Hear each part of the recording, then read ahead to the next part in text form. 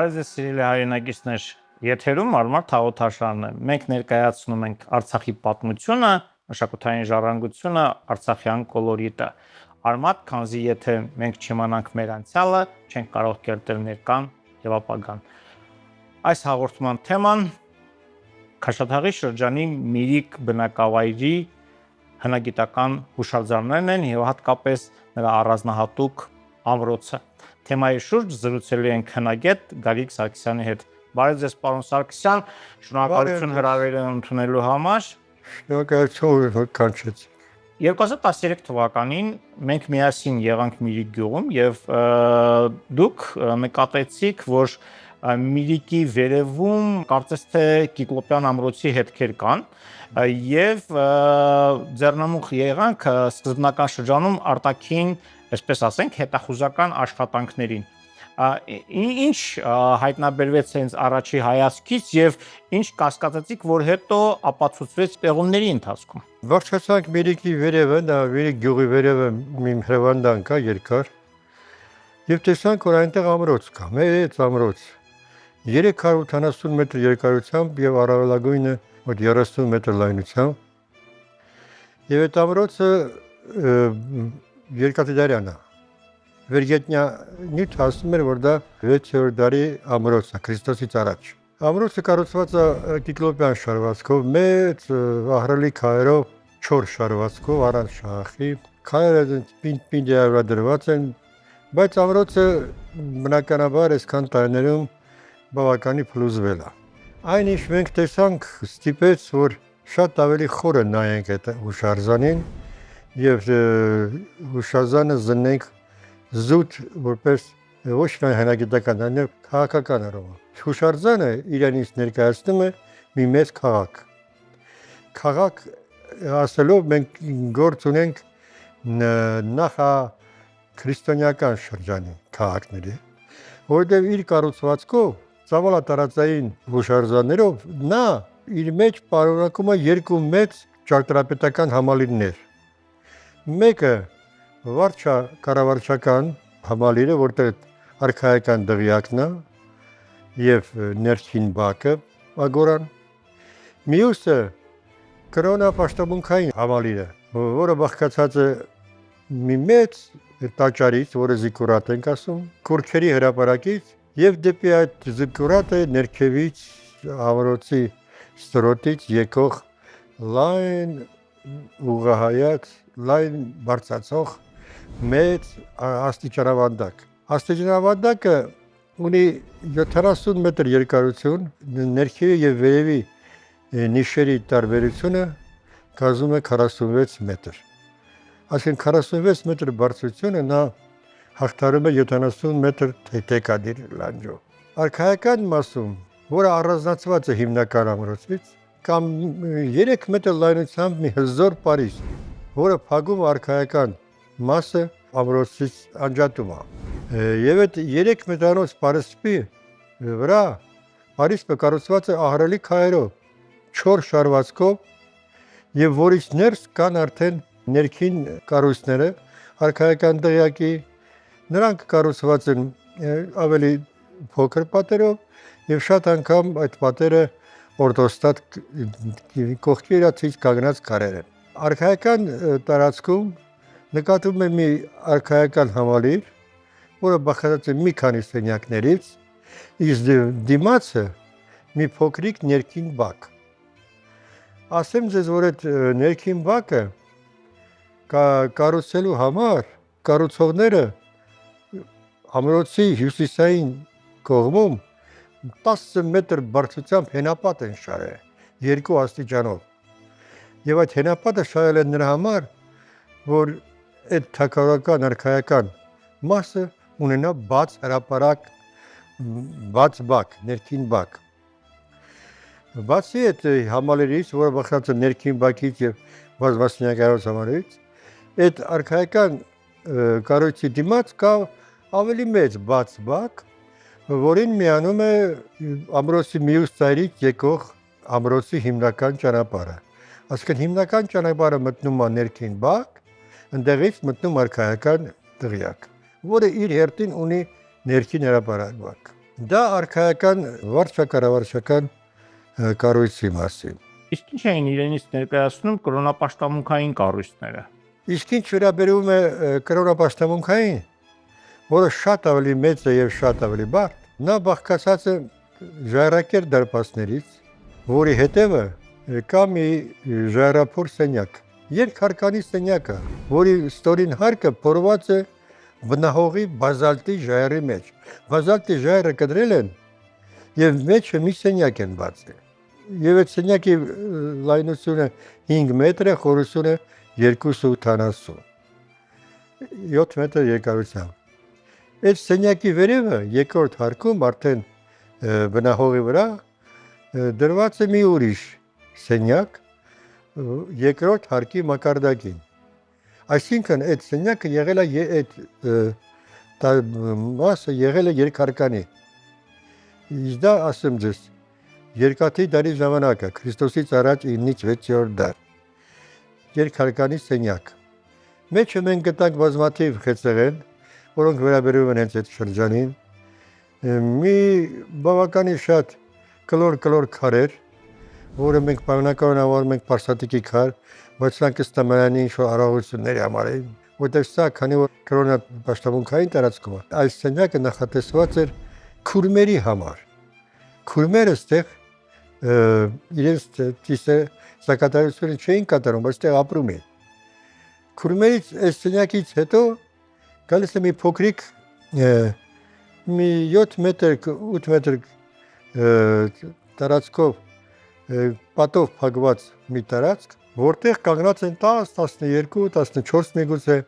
ցից քարեր, 1.5, 1.8 մետր բարձրությամբ։ Դա կուրքերի հարթակն է։ Այդ քարերի գլուխները բոլորը ջարդած են, բայց մեկը մնացել է, պահպանվել է այդ երկդարյան կուրքի գլխի ուրվագիծը։ Այդ կուրքերի հարթակի մոտ մի հատ մեծ ժայռի մեջ փորված սանդ կա։ Այդ սանդը ստամենայնի տարբեր հոտավետ նյութերի կոտրելու եւ ջարդելու համար է, որոնք օգտագործվում էին տաճարում կրակ վառելու։ Սա կրակապաշտական տաճար է։ Տաճարը ինքը այս ներկայացնում է բլուրի ամենաբարձր կետում ամրոցի։ Ամենաբարձր կետում կառուցված 16-7-ի վրա մի աշտարակ հարթ մակերեսով եւ որը երկու կողմից արևմուտքից եւ հարավից ունի երկաստիճան անցումներ։ Այդ աշտարակի վրա հարթ մակերեսին թեթև ուրվագծվում էր մի ավելի փոքր քառակուսի շինության հիմքեր, որը ըստ ամենայնի հենց այս սեղանն էր, որտեղ կրակ էր վառում եւ որը պաշտամունքի սեղանն է, որտեղ զոհեր էին մատուցում։ Այդ աշտարակը կանգնած է ամենաբարձր տեղին եւ այդ ամրոցի ամենանեղ տեղում, որը փակում է անցումը մուտքից, իր արևմտյան մուտքից դեպի արքայական մաս։ Ճանապարհը գնում է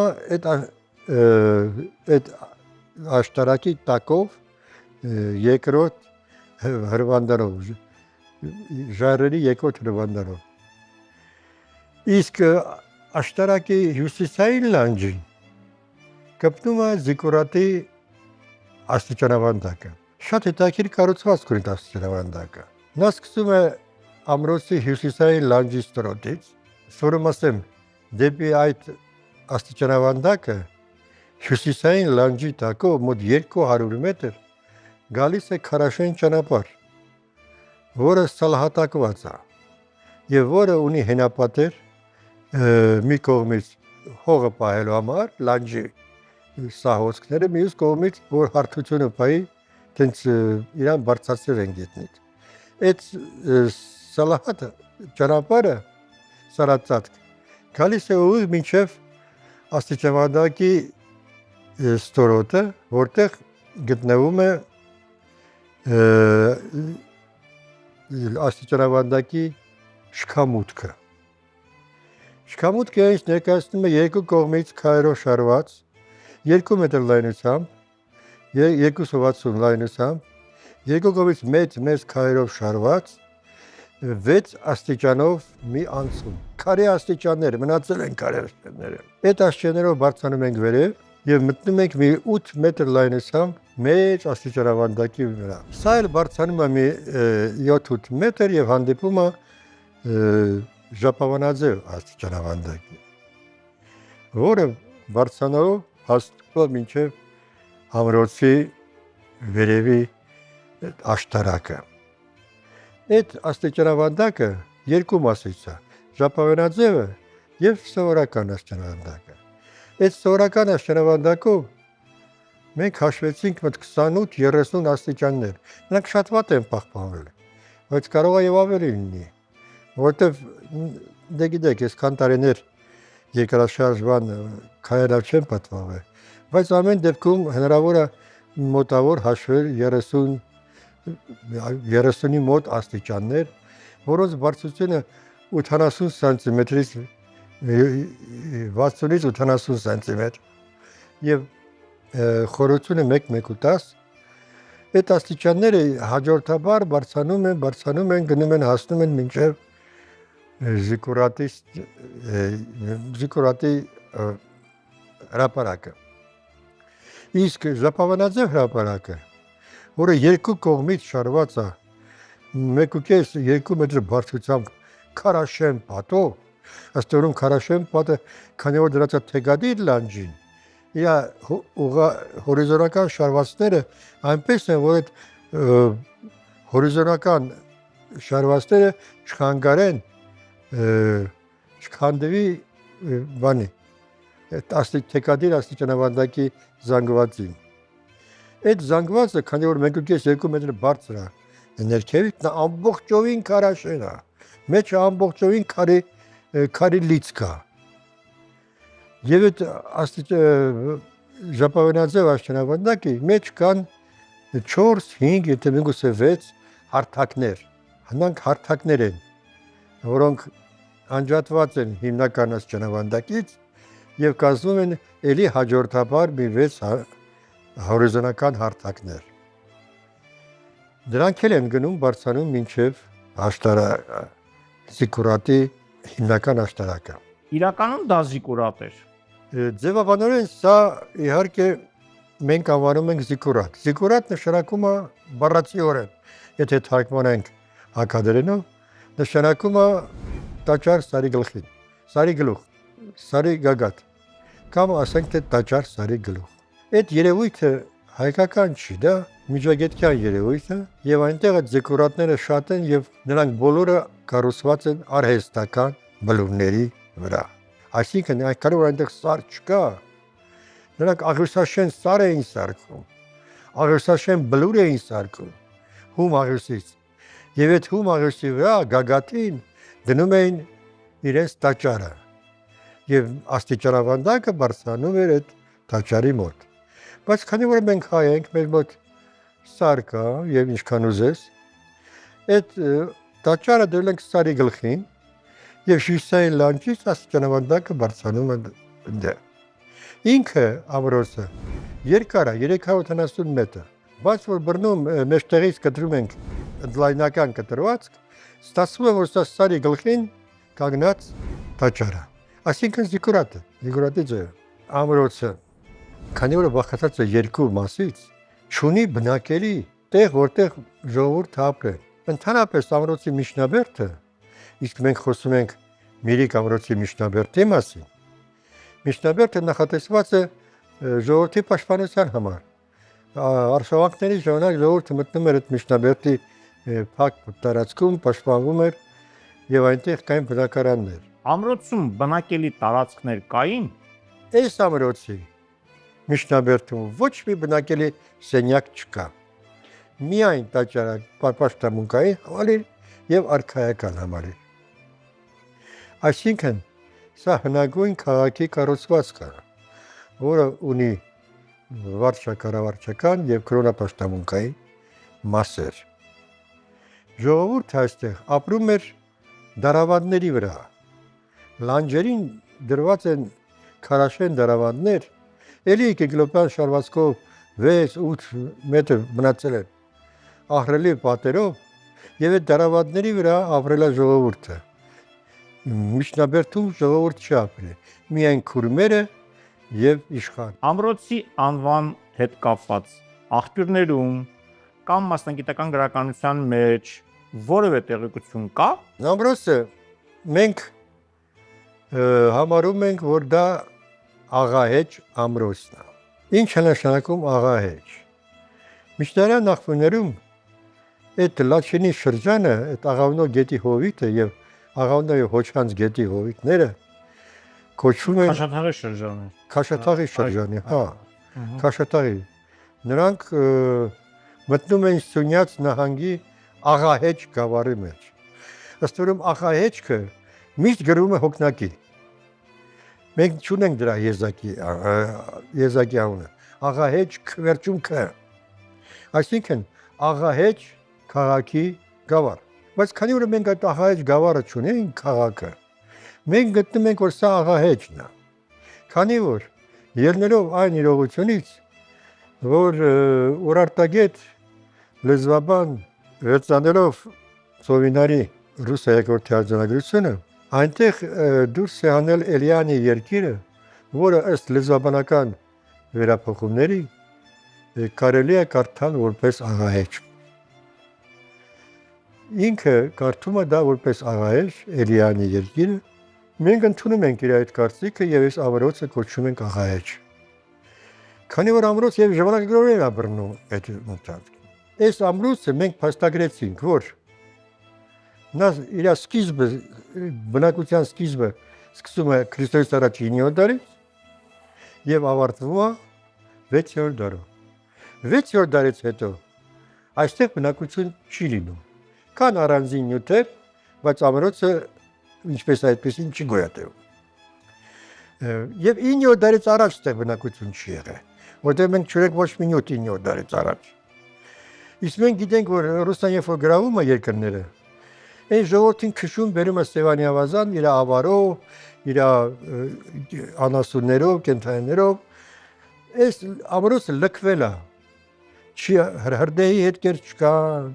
ավերման հետքեր չկան, սա պարզապես լքվել է 6-րդ դարում Քրիստոսից առաջ։ Եվ դա ըստ ամենայնի հենց այդ ռուսայի արշավանքի հետևանք։ Այս ամրոցը անկյունակարային ամրոց է ամբողջ այդ տարածքում եւ նրա շուրջը կան մի քանի ուրիշ ամրոցներ, որոնք մտնում են այդ աղահեջի ագլոմերացիայի մեջ։ Միրիկ 2-ը, Միրիկ 4-ը, վերևում կա էլի ամրոցներ